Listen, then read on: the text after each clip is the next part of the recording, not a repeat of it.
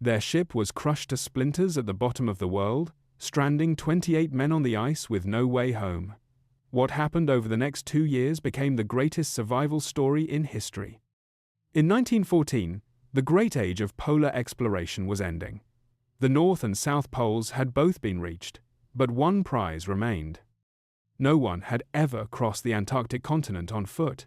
An Anglo-Irish explorer named Ernest Shackleton intended to be the first. He gathered a crew of 27 men and a sturdy wooden ship built to withstand the ice. Her name was the Endurance.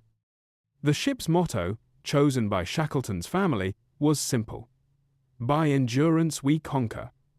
It would soon be tested beyond imagination. In December 1914, the Endurance sailed south from a whaling station, pushing into the icy Weddell Sea. The pack ice grew thicker by the day.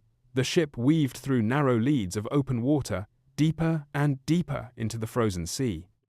Then, just 1 day's sail from the Antarctic coast, the ice closed around them completely. The Endurance was trapped. Shackleton hoped the ice would loosen. It did not. As the long polar winter fell, the ship became their home, locked in the frozen sea. For months they waited, drifting helplessly wherever the ice carried them. The men played football on the floes and cared for their sled dogs. But the ice was not still.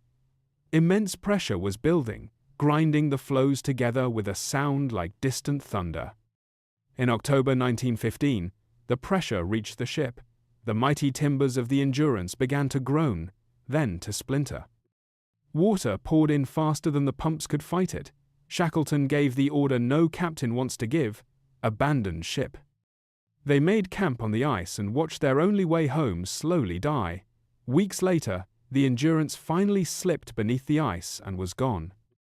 Now 28 men were stranded on a drifting sheet of ice, over 1,000 miles from the nearest human being, with 3 small lifeboats and dwindling food.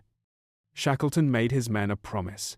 He would get every single one of them home alive. Everything he did from that moment served that vow. They camped on the ice for months as it drifted north, hoping it would carry them toward land and open water. They rationed every scrap of food, burned blubber for warmth, and endured the endless cold, waiting for the sea to set them free. Then, in April 1916, after nearly 6 months adrift, the ice beneath them finally began to crack apart. There was no choice left. They launched the 3 small lifeboats into the freezing, churning sea. For 7 brutal days they rowed and sailed through ice-choked waters, soaked and frostbitten, barely sleeping. At last they reached land, a bleak, storm-battered rock called Elephant Island. It was the first solid ground they had stood on in 497 days. But Elephant Island was uninhabited, far from any shipping route. No rescue would ever come looking for them there.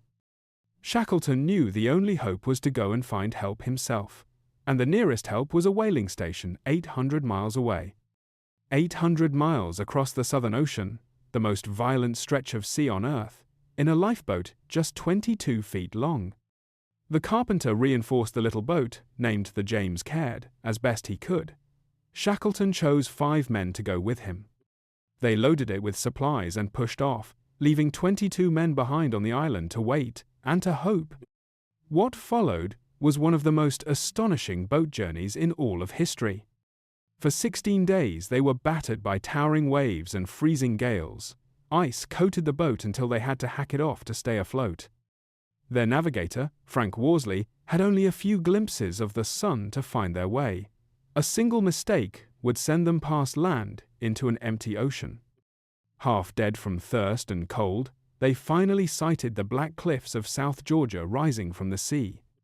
A hurricane nearly dashed them on the rocks, but at last they landed and collapsed onto solid ground. But their ordeal was not over. They had landed on the wrong side of the island.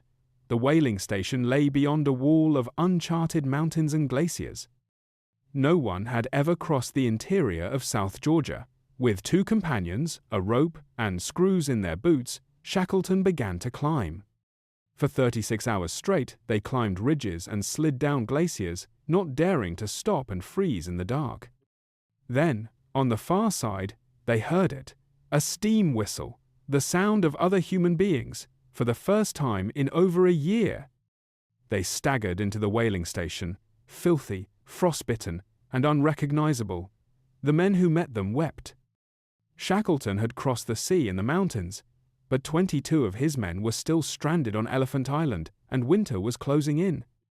3 times he set out to rescue them. 3 times the pack ice turned him back, again and again. He refused to give up.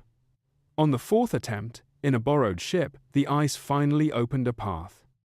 As the ship approached Elephant Island, Shackleton counted the tiny figures running to the shore.